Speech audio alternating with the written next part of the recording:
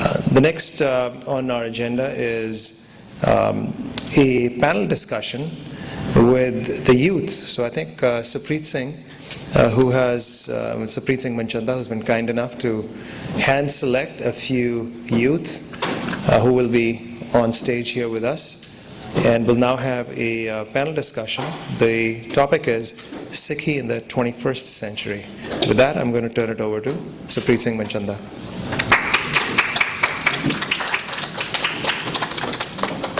You know, I feel short next to this guy.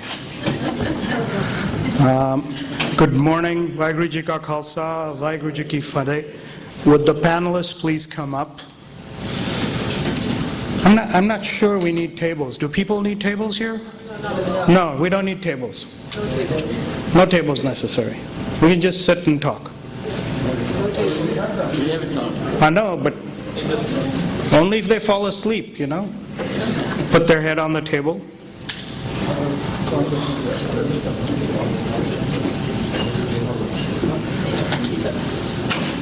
So give us a few minutes while we set this up. Let me just tell you what else is happening so you're aware. Unfortunately, Dr. I.J. Singh, who is the panelist after me, was not able to be with us.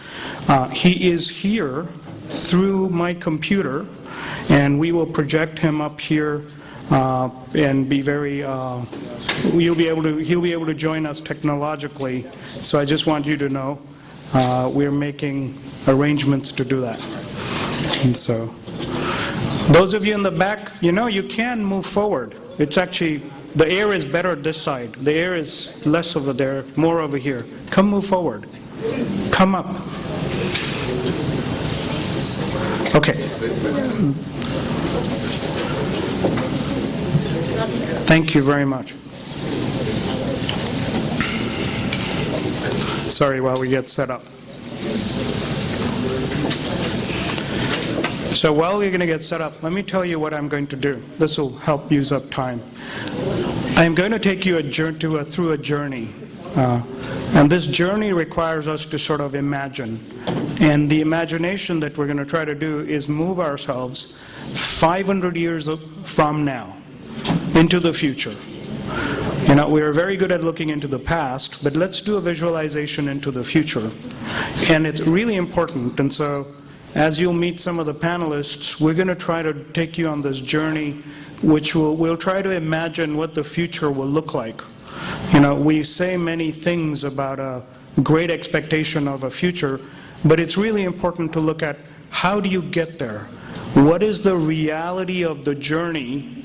And how do you make sure, you know, and 500 years is many generations, you know, 12, 13, 15 generations ahead.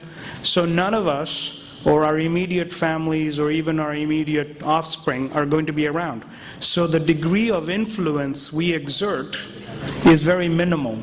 So in this process, it is very important to understand how do we then create something, as you know, after all, something has been passed to us, and how do we then progress and take it forward into the future? And how does that artifact, how do the artifacts of Sikhi, first of all, what are the artifacts of Sikhi that are important to survive? And secondly, how do they get transmitted to that future point? I think we're almost all set up. And Super Sikh. Thank you. That's a different forum. Right. Talk to us outside. Right.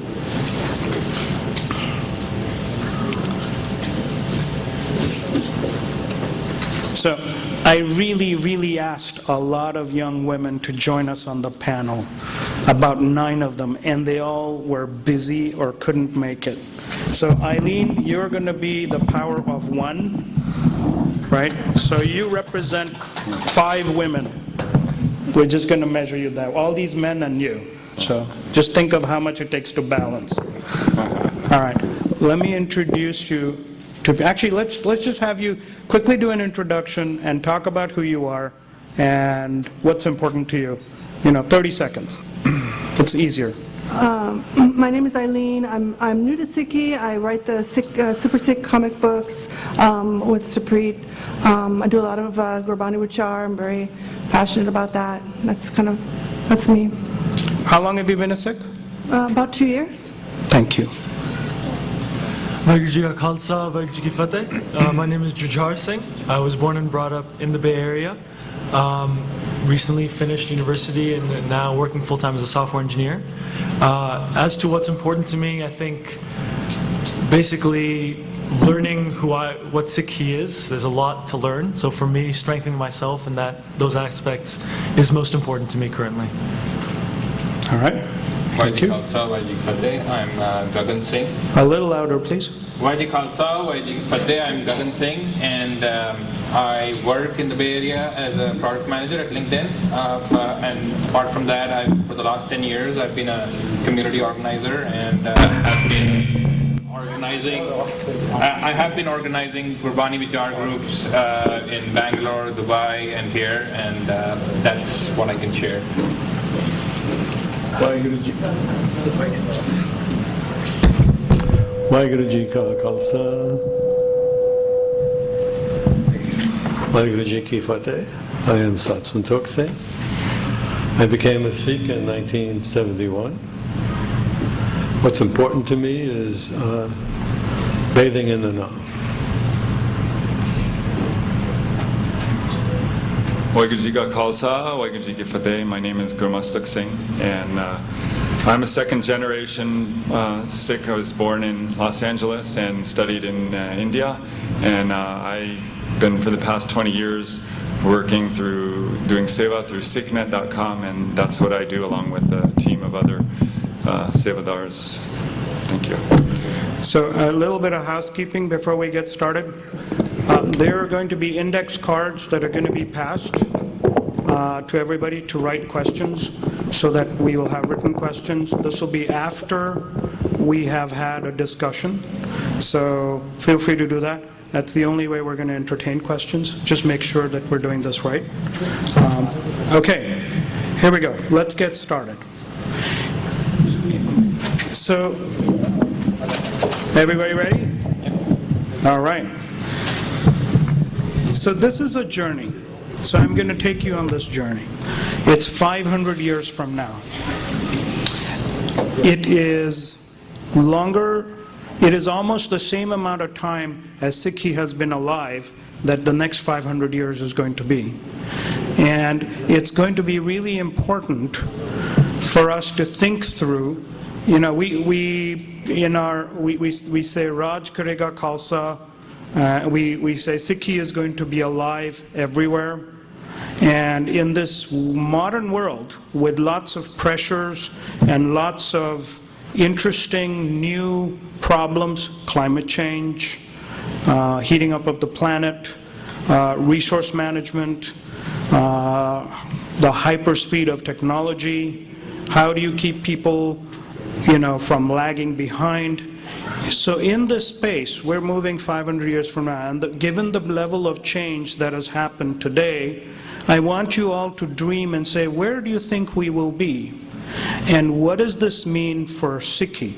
So the first question I want to pose the panel, and Eileen, we'll start with you. What do you think? We'll just go through what are core tenets of Sikhi to you? What matters? Because this is really important, because in the future, it will really be important to see what survives and what matters. So what matters?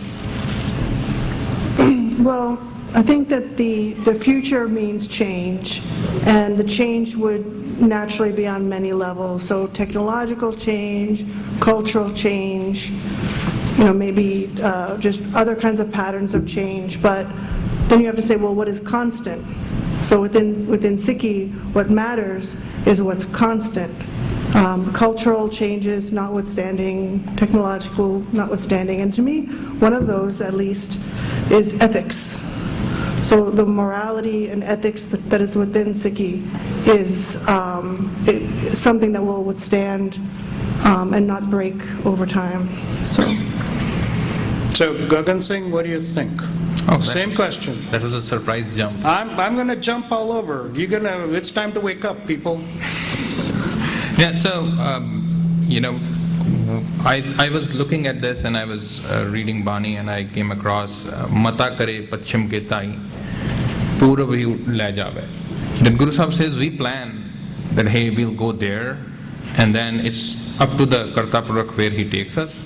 So we can't really look into the future, but what we can look and see is what has always happened. And he says, Har jug jug pagat upaya, paj rakhda aya, Ram Raje. The Sikhi is for pagats. And bhakti will happen forever. So the things that, I think is always on the back of our minds is like, will Sikhi survive like we like it? And like we like it is we force everybody that, hey, you need to have a dastar, you need to have case, you need to have kakar, and you need to have it before even you understand anything else. And we are always afraid, will it survive? Because we know it will not survive if we keep doing it that way. Because if it is not a Sat Santok Sikhi, pardon the pun, but if it is not a Sikhi of Sat Santok, if it is not a Sikhi of Gun and Vichar and Gurbani, no matter how much we impose from the outside, that will not. Sikhi will survive. Those Sikhs will not survive, and we are those Sikhs. So we better wake up, like you said. So Okay, so we're going to skip Satantak, Gurmastak Singh. This is a very interesting thing. It talks about, so the question that Gagan brings about is, what is core? What is fundamental? And I truly understand where he says the Sikhs may not survive. Of course, we won't be alive and all of that. But Sikhi itself, what are the key core tenets of Sikhi that you think are, let's say, the top three? Well, I would say that, most people, when you tell them about Sikhi and the values that we have, they're like, this is beautiful, this is so universal and something that most people can relate to. And I find that that's the heart of what Sikhi is about, the Guru's universal message of compassion and understanding and universality, and that there's that God, that light within each of us that is all, so I am you and you are me. We may be different, we may look different, we may come from different cultures and backgrounds, but we're all part of the same one creator, creation.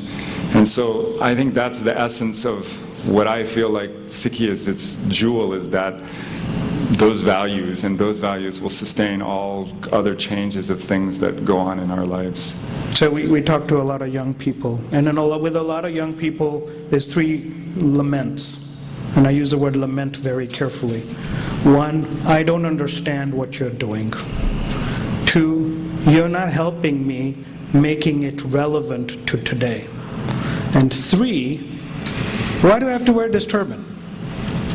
Jujhar Singh, you're a young person, and you have some of these laments, and you have some of these challenges that you face, new to the working place, coming from college. What do you think? Well, Zabri, I think that if you look at what Sikhi was created to do, the way I see it is, first you strengthen yourself, then you become part of a community, and then you change the world. It's been said that every generation of Sikhs is a new revolution. So in my opinion, if I look 500 years into the future, what I see is a Sikhi where first we're able to teach ourselves, our children, the answers to these sorts of questions. And yeah, there's going to be struggle, and yes, there's going to be some level of differences, but coming together as a community from different areas, we all hold one thing in common, that is Sri Guru Granth Sahib. Starting from that center, forming a strong panth around that, and then going into the world and doing great things for others. So the way Santok Virji said, first bathing in the Naam, and then taking that and applying it to the real world, because the Guru's always had Miri and Piri. And I think the application of that would take many different forms. You could think of it like every year, a bunch of Sikh media analysts go and do seva for a month as part of their dasvant to say what is going on in the world, what stories are not being covered, who needs our help. You could think of it as Khalsa Aid, a bunch of different doctors and medical professionals going and doing their dasvant around the world, the same way Mormons do missions, but with the sole purpose of helping people around the world. So I think first strengthening ourselves as a community, and then bringing that to the larger world and trying to help them is really where I want Sikhi to be in 500 years. Okay. Satsang Toksing. Hold on one second. Satsang Toksing, you've been very patient. Now, I know you're not the youth person, but you're here for a reason. Tell us one about your program, but also answer Jujhar Singh's question. How do you address this with youth? I don't tell people about rules very much. When I became a Sikh, I looked deeply into the practice. I became a Sikh because I wanted to live in my highest consciousness and be in the world and serve humanity. I did not want to be a renunciate. I wanted to be a householder. And then when I looked at what is the core to being a Sikh, to me it begins with rising in the morning and chanting the name, and bathing in the name. So I have been doing that now for over 45 years.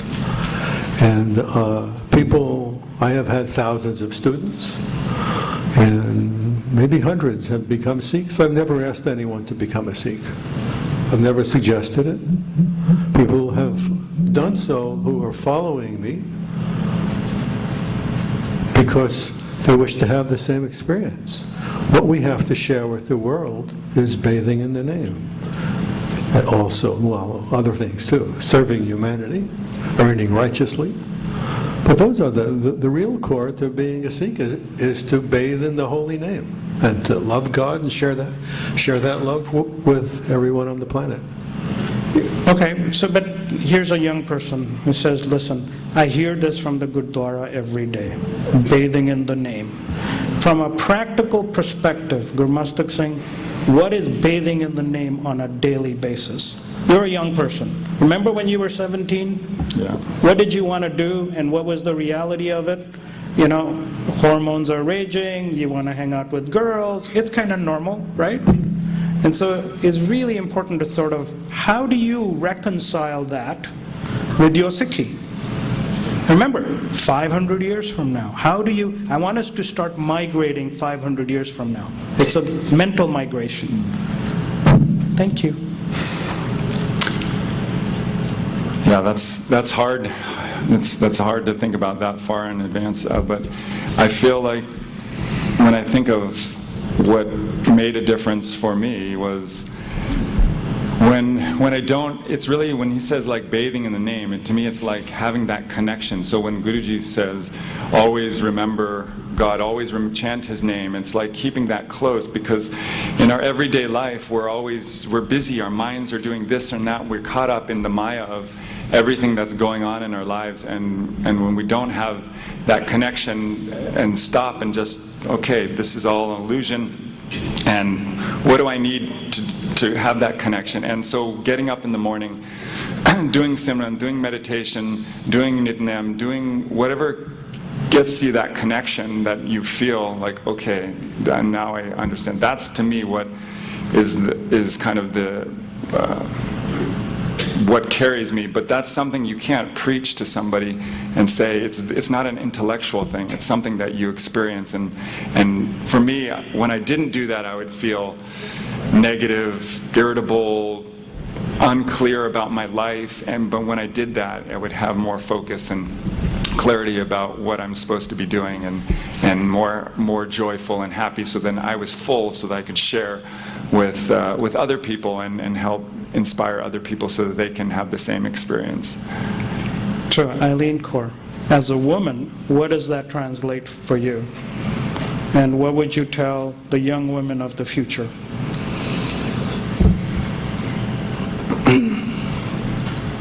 Well, I think that bathing in the Nam is being absorbed in Nam, right? I think that's an expression that's used a lot in Bani. And I think that in the future, we'll continue what I think is a trend to identify that young people have very, very easily and quickly identifying hypocrisy. Right, so you can think even duality is kind of like hypocrisy. The youth today are very savvy. They're very, able to quickly say, this you're not practicing what you preach. maybe it's the information age, maybe it's just the development of culture or something, but I think they're very quick to spot things like that. Even as we become the elders, teaching the young people, I don't think they even have that much respect for the elders as just sort of a general default kind of respect. You actually, even the elders have to earn the respect, right? So kids today, I think, are very discerning. So if you talk about bathing in Nam, I think what that really means more and more and more to young people and going forward is living without hypocrisy and making that Nam present in your life, in your actions, inside or outside Gurdwara. So I think that's the path that's going to be more and more important going forward. Where do you think, Gagan Singh? You have a funny look on your face. Yeah, because I was gathering the questions that you've been throwing, and we seem to be all not answering them. Like the child's question, right? Is why do I wear this turban? The thing that I have noticed, and I was very worried coming to this country because it's like coming to the future, coming from India, and then I was worried that, hey, if I get married here and I have kids, what will happen to them? And then I saw a bunch of kids that were raised here and in different kinds of families. And in the families where the parents lived a Gursikh life, the questions never came up. The question only came up when the parents were Sikhs and were successful in the worldly sense and were not necessarily extremely practicing, right? And they were forcing their kids to be like them, and the future always heads towards the truth. There is this whole saying, right, in American politics, the arc is very liberal. So kids will see through our hypocrisy, like she said. And if we are not true to Nam or true to Bani, then they will not. They will see, like, and we claim that we are true and we wear turbans and we keep beards. You should also. They will be like, you're bullshitting us. You cheat at work and you say lies and you don't stand for truth and you behave strangely and you say you're a Sikh. That it doesn't add up and it doesn't work. So the question needs to be answered through practice, not at the point when the question is asked. Like Guru Sahib says, "Hun vatte naam na bijeo, agge bhukha kya khaye." If we don't seed Naam now, the future, when you or your kid is hungry for the answer, you will not be able to eat it. And to take us again into the future, I think what we really need to address here is are we clear on our first principles? Because we make rules of thumb. We say, okay, when you go into the Gurdwara, the guys will sit on the left, the girls will sit on the right. We just created that rule of thumb. Where did it come from? Is there a first principle that it was based on? Because 500 years from now, we might not even have a very clear gender discrimination, right? There might be humanoids that might be part female, part male, part robot, and I don't know how you'll divide things there. So we need to be very, very clear about our first principles, about where we are coming from and what our goal is. And our goal is Ya Jug Main Ek Ko Aya Janmat Mohyo Mohni Maya, that we are here to be one with that creator, and that happens through Naam, and we need to be clear about that, and we need to practice it in such a way that it's not even evident to our kids, it's evident to everybody. It's like, oh, he's with the turban, so that's, his purpose is Eka. And so, we can trust him with everything like that. So instead of being that, we are, worried about many other things other than Eka. We are worried about, hey, how will I be treated at the job? What's going to happen? Am I going to make enough money? Am I going to be, welcome at the parties? And our worries are very different than what they need to be. So. Okay, any other dissension here? Ascension? Satsantok, what do you think? So practicing Naam, how have you made it practical for young people that you are surrounded by? I really want you to talk about the young people you're surrounded by, because I know your secret. Well, I want to share something. Many years ago, really a long time ago, in fact, before there were any Gurdwaras at all in the Bay Area, the closest was Stockton. When the only time that the community came together would be for a monthly Gurpurb, usually at a community center. I was driving with a son of one of the most respected leaders of our community, and he asked me, what do you do? What's your practice? And I described, some of what I said about bathing in the Nam and getting up in the morning, and it's every day. And he said, oh, I thought being a Sikh meant having to go to Gurdwara once a month, sit there for 3 hours, not know what's going on, and be totally bored. Right. I said, no.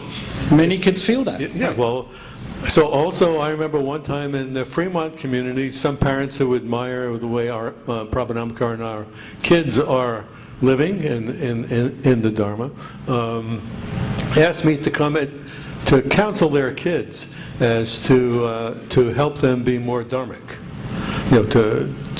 to live on the path. So I went and I spent, with a son and a daughter, I spent a little while talking with them, and they said, well, our parents are telling us we have to wear our turbans and we have to do this and we have to do that, but they smoke and they drink and they don't do their practice. And I said, so I went to the parents, I said, call me back when you do what you're asking me to ask your kids to do, and then we'll see a different story. Until then, there's no point in your asking me to tell your kids to do what you're not doing. So live the practice. Live the practice, make it juicy. Let people come and study with me because I wish to serve the planet. I wish to serve humanity. And I work at that. I work at shifting our consciousness. I work at teaching people how to listen, how to love, and how to chant the name in such a way that when you are doing it, you experience it. You experience it. You can close your eyes, and there you are in the lap of the divine. So I'm going to ask a very controversial question. 500 years from now, Gurmastak Singh, are we going to look the same? What is going to be different in Sikhi?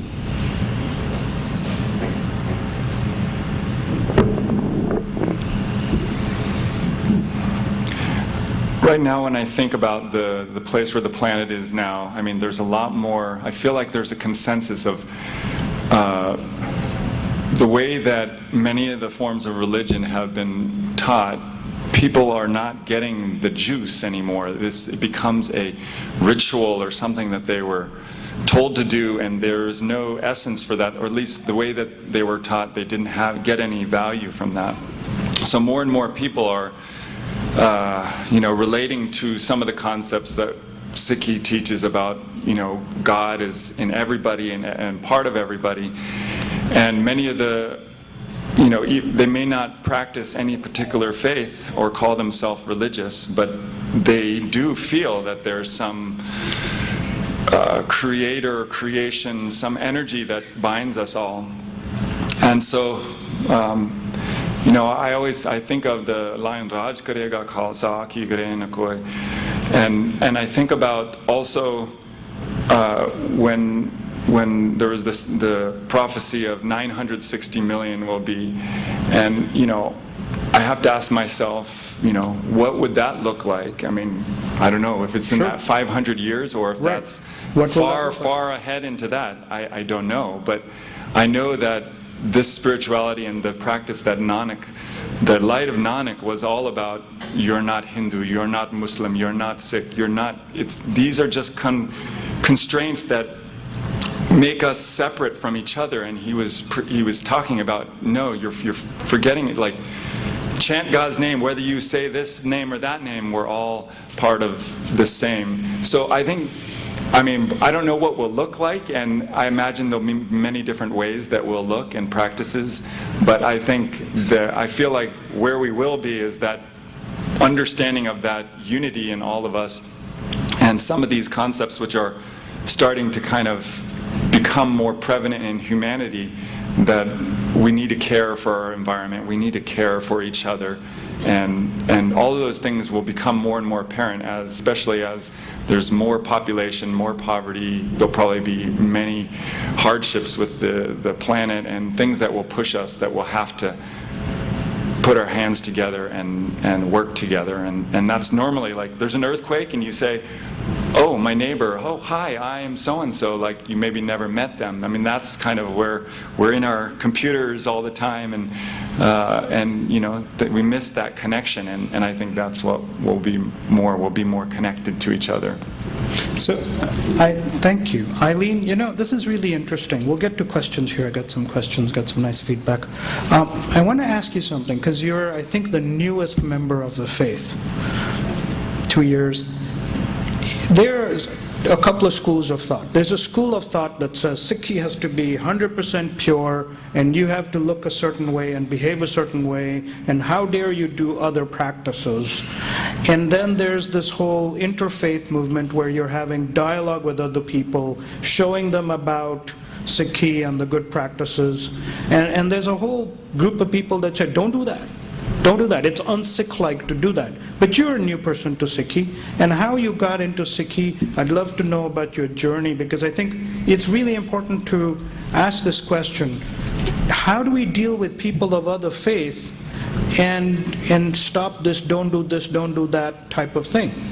You know, is interfaith activity important, and how do we engage in it?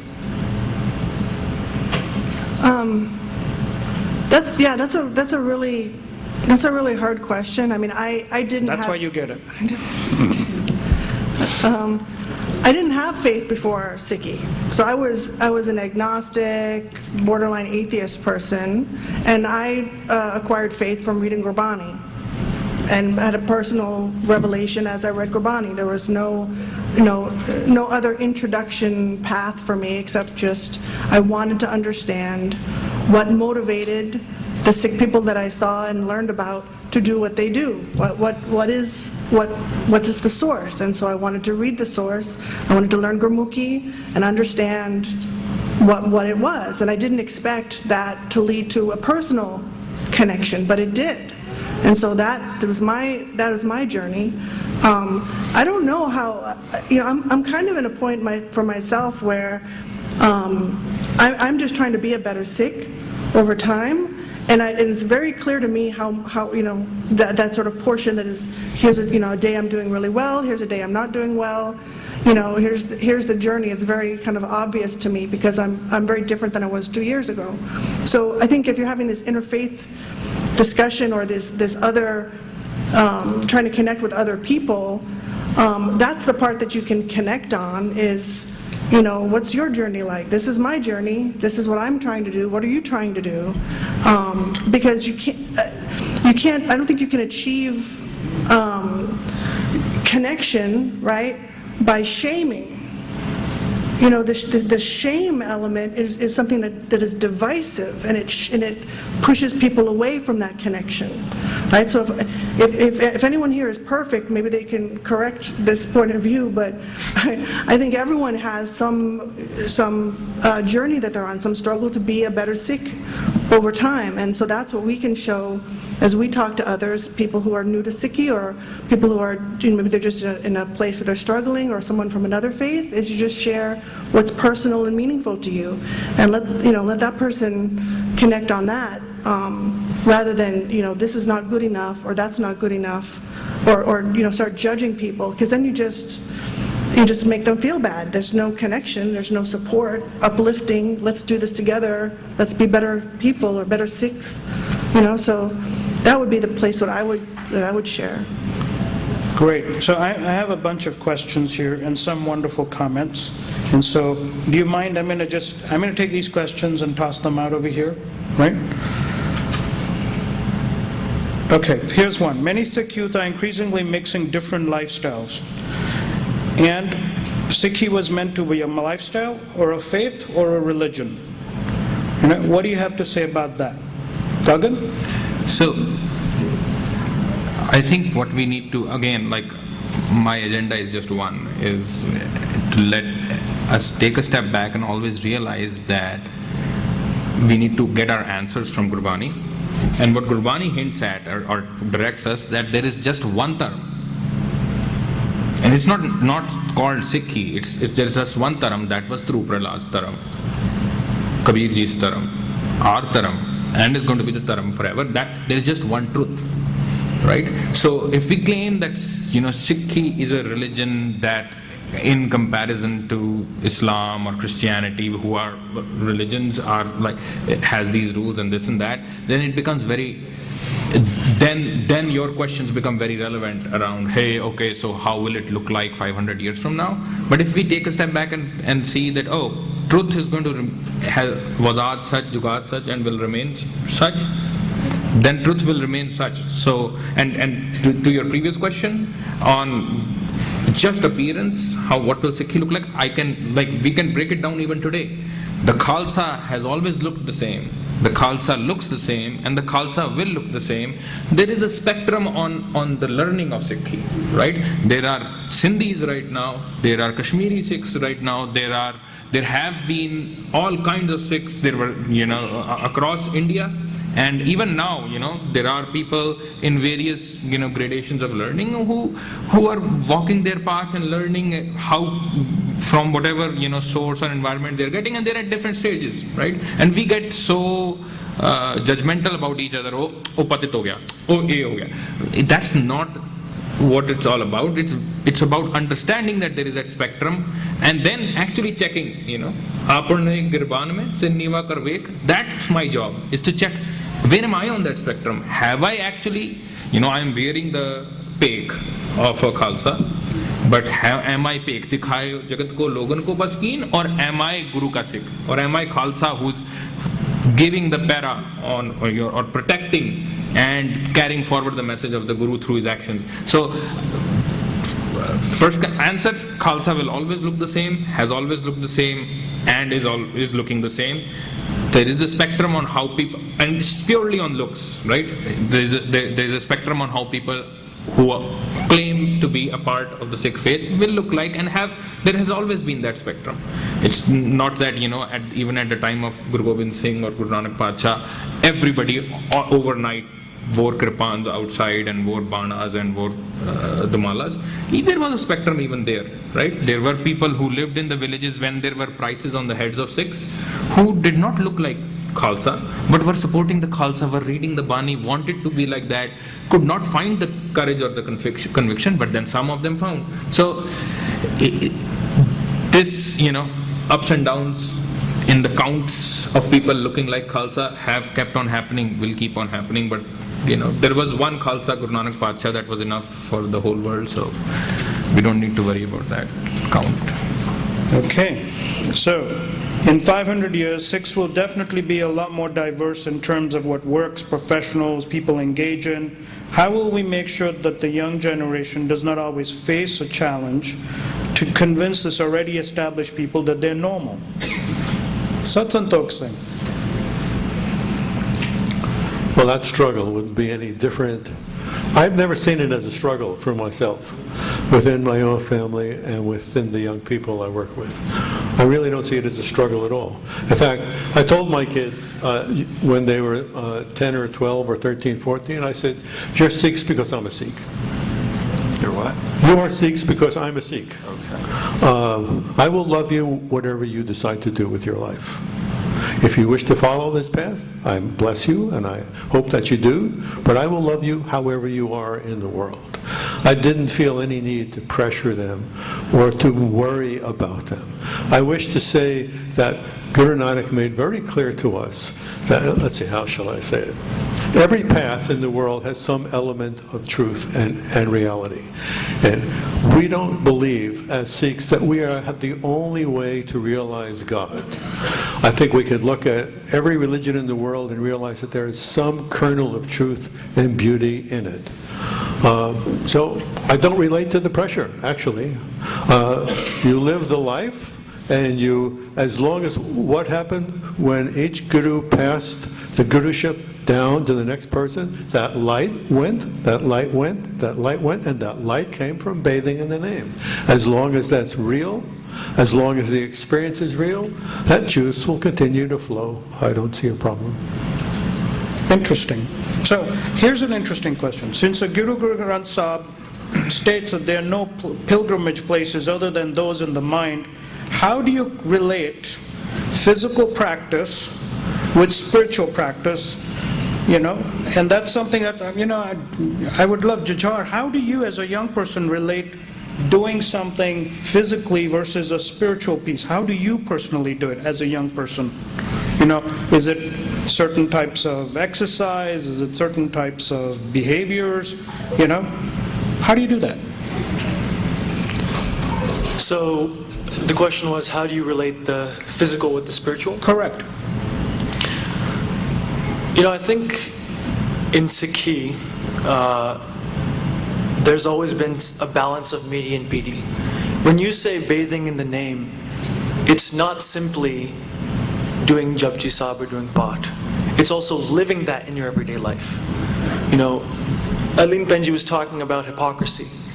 If you're not able to practice what you're preaching, then it's really not useful to you. So to me, I think you have to try, for me, what I try and do is, when I read a piece of Gurbani, the first idea is to try and use it to connect with Vaheguru. But then the second is, our hukam is to try and figure out, that's kind of like your order for the day. So throughout that day, how can you apply that to your life? Which for me sometimes is very hard, because you look at Gurbani and sometimes it's like, well, this is pure poetry talking about loving the divine. How do I translate that to going to work, interacting with people, eating lunch? Those seem like very mundane things. So I think one thing that's helped me is, when you take your hukam in the morning and then you come back at night, reflect on what it's been. Reflect on how you've used it or not used it throughout the day. And the mixture of midi and bidi, of seva and simran, it's all part of the same coin. It's two sides of the same coin. So I think there's got to be both. So there are people asking. Like I relate brushing my teeth to modern day Sikhi. You do not be a lesser or a better Sikh by brushing your teeth, but yes, your mouth might stink if you don't. So similarly, if you don't do yoga, your brain might stink? No, if it helps you by doing yoga to be more attentive to Bani, more power to you, right? If it helps you by doing yoga to be more arrogant and assume that you're better than the rest, then, I'm sorry. So there are, and like we just talked, right, there is a spectrum of people who call themselves Sikhs, and there are multiple ways in which they build their relationship with Sikhs. Like we, mostly in the Panth, like when we call ourselves Panthik, we generally condemn people like Khushwant Singh, who wrote the book, like the history of Sikhs, meaning, like, oh, he's not a good Sikh, blah, blah, blah. But I myself, and I know a few other people who got into Sikhi much more because they read that book. Because I was a designer, I went to an architect who was designing the Nishane-e-Khalsa, and he said, oh, you all have to read this book. I read it and I was like, oh my God, I've been missing my own history. And even if I pay homage to these people who did so much for me by just going and taking Amrit, that would be a fair price to pay. But so the thing is, we might condemn or look down on things from a very extreme, pure perspective of like, hey, Bani talks about just Naam and just Simran and just giving up on all kinds of vidhis, vidhi meaning like techniques, and hence yoga is not a part of Bani.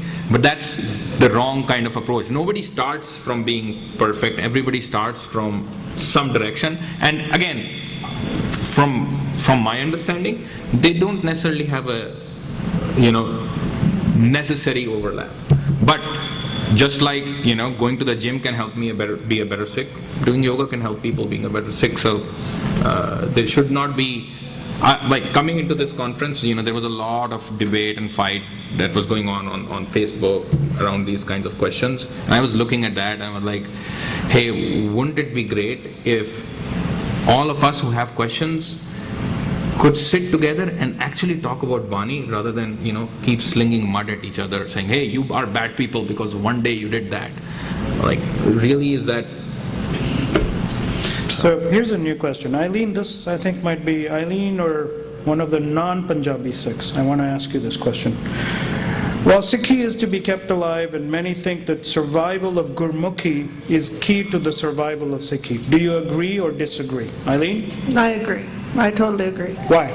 Because if you believe that this text has the meaning of life, right? This is your core, your guru. You know, it's almost like you should hold that up as the origin, your wellspring, right? So the further and further away you get from that well, the more, you know, you're going to die of thirst, right? So it's written in Gurmukhi. It's something that you should embrace. It's not that hard. I mean, there's only 35 characters. You know, I think, you know, Westerners have this barrier about languages. I mean, there's, you know, a multitude of people around the world who can speak multiple languages. You have dictionaries. It's online. I just think that the further things you put in between you and the source, they start to become distractions, and you know. I don't know, that's my personal opinion. I think it should be really strengthened and supported and let people have more and more access to Gurmukhi. Satsun Toksing? Yes, I think that Gurmukhi is the language in which the Guru gave us their message.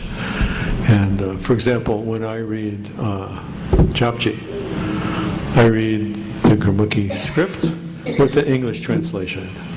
So I have the rhythm and the rhyme and the sound current, and I also know the meaning.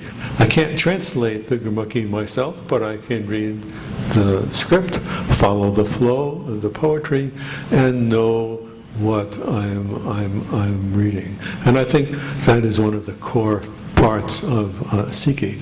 I also want to say about when I said the term bathing in the name, I'm particularly talking about Nam Simran and chanting the name. And that's a practice I can't see doing without. It's a core part of our lifestyle and what we have to offer to the world. Gurmastuk Singh, what about you? You grew up halfway, 1 foot in India, 1 foot here. What do you think? And because of your role at SikhNet, one of the other questions is, then how do we help Sikhi expand in China, in Chile, in Italy, and around the globe? What do you think? Is Gurmukhi core, or do we think about this as multi-dimensional languages?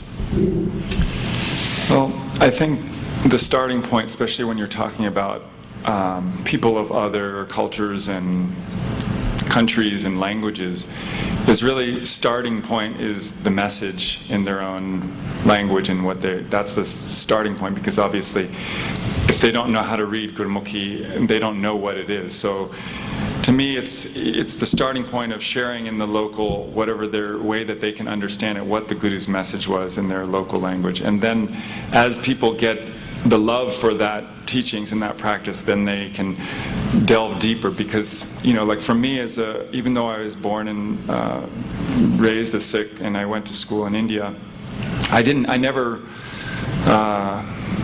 let's just say I didn't, like yesterday, last night, we had a vichar with Gagan and we were going through one of the pauris of Anand Sahib and really discussing and talking about what does it mean to you and that experience of Gurbani. Like I would always look at the way I related to Sikhi was very universal, and I still have a lot for myself to learn about Gurbani and the Guru's message, because it's so deep, and any translation is just one person's perspective, and the original Gurmukhi is like Eileen was saying, you know, it's like that's the source, and it's written in so many different dialects and different languages. It's from, or the source of the Bani by different gurus and different saints. So that's important to kind of understand the context of the words and what they meant in the local dialects, and you couldn't have that with a translation. So to me, that's the next step, or that's part of that journey, that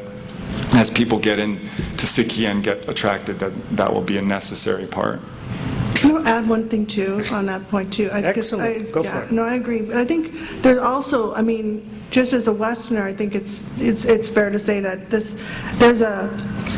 there's a tendency in the West, in the culture, to sort of, take things from other cultures and fix them or change them, right? To this, here's we'll make it the standard or something like that. And I think that's another part that really has to be, unwound, or we have to be cautious about that as we sort of take the original text and promote translations, right? Or we promote other ideas.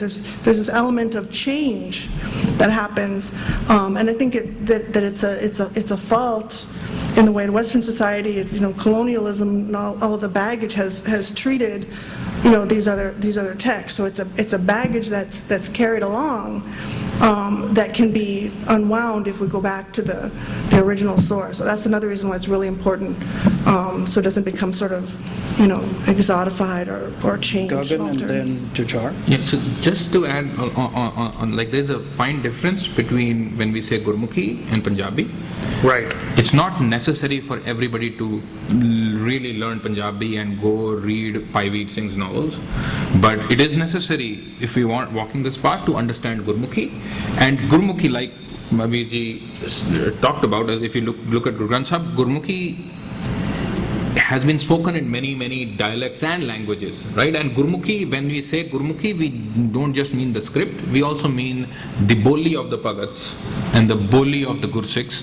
And there is, like, there are Gurmukhi bolas, like when we say, Langar Mastana ho gaya, ya we call Moongfali Badam, right? That's also part of Gurmukhi bola, because there is a way of saying, right? When Bani says rasna, it's not the tongue, it's the inner rasna. So we need to understand that bola, and then also look at the beauty that, Kabir ji was in the 12th century, Guru Nanak Padshah was in the 14th, and then, we are here now, but the bola has remained the same. He also talked about the Gur, he also talked about Gur Prasad, he also talked about Omkar, and that bola remained the same because those concepts are same and they never change, and we need to connect with them. And so if you're trying to understand Sikhi or being a Sikh, it's not going to be very difficult to understand Gurmukhi. It's a very difficult process to become a very big scholar in Punjabi, but I have seen people who've started learning Gurmukhi and it's not been very difficult. Especially, even I didn't learn it in school, but coming from India, knowing Hindi made it very easy to learn Gurmukhi. So Jujar Singh?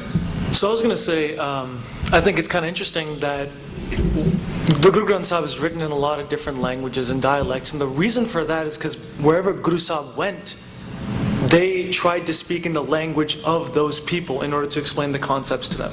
So Asa Ki War is a folk tune. Today, maybe Guru Sahib would take a country tune and turn it into something, with Gurbani in it. So I think the point there is that the reason, the Guru Sahib's main point was to give the message in the language people could understand at the time. Now for us, that Gurbani is what we have. We can't recreate that in other languages. But I think Guru Mustad Singh was incredibly right when he said, we have to first take that step to let people even know what's going on. If you go up to someone and start talking to them in Punjabi and they don't understand Punjabi, the message is completely lost. But if you explain concepts in English, which are universal concepts, like Gagan Virji said, then from there, they can go to the source. And now, I'm a product of this Khalsa school at San Jose. And I've seen the difference from when I was younger, trying to read just the English translations, and then slowly learning. I still have a lot to learn. But as I've learned more Gurmukhi, there's a big difference to me in understanding the actual words rather than reading translation. And I think that jump has actually made me fall in love with it even more.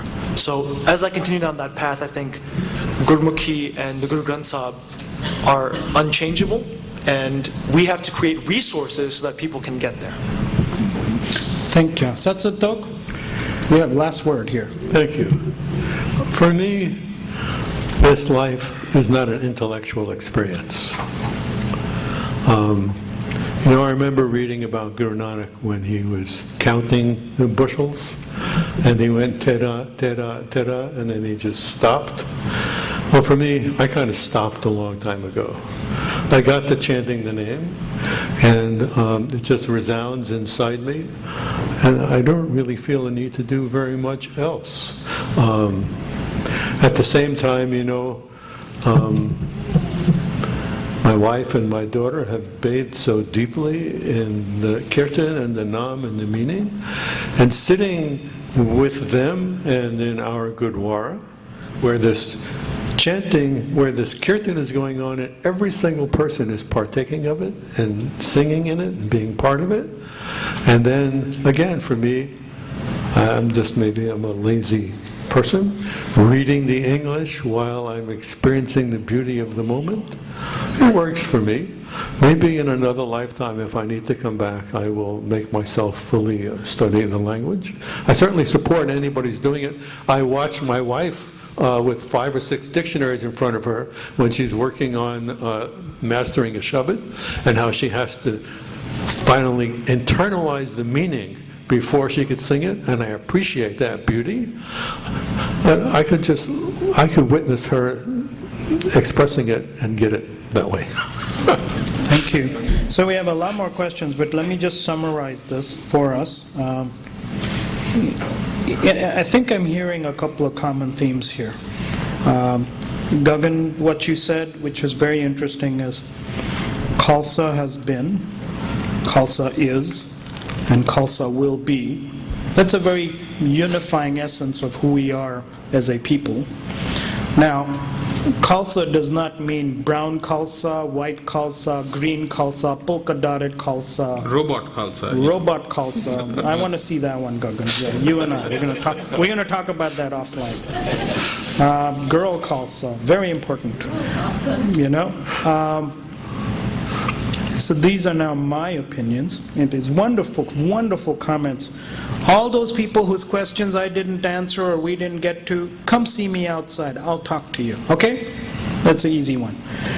The essence of Gurbani and the Guru's message from what we've discussed here and from some of the questions, is that it's timeless.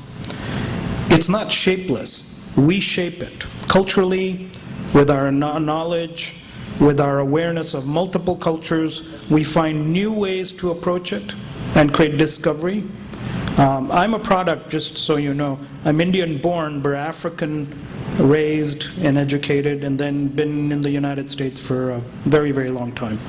And so I'm a product of multiple cultures, multiple languages, and I'm still a Sikh. I find this a very interesting journey. And I can tell you, many people wanted me to be many things, but a Sikh. And it seems like Sikh is where I fit. As you have experienced different people's journeys, Jujar Singh is a young person who grew up over here. He's a product of the American dream. As you can see, he is the American dream manifested in a Sikh way. Eileen Kaur, who I know really well, because we write a comic together, really shocked me when she told me that she became a Sikh. I was like, no, you're just pulling my leg. It was very funny. But the depth at which she goes and the depth of which Gurbani affects her and the Guru's Naam affects her is very, very important. And I see that journey. Gurmastak Singh, I know for a long time, as with Sat Santokh Singh, you know, we have come to the Guru from many doors. And I really appreciate what you said. Well, everybody's resonated, but Gagan, what you said, many people come from many doors. It's not where you come from, it's where you're heading. With that, I want to thank all of you. Hopefully you got something out of this, and you got something wonderful to think about, and are able to go back and share with your communities and with your people, and are able to inspire other people. Thank you. Vaheguru Ji Ka Khalsa, Vaheguru Ji Ki Fateh.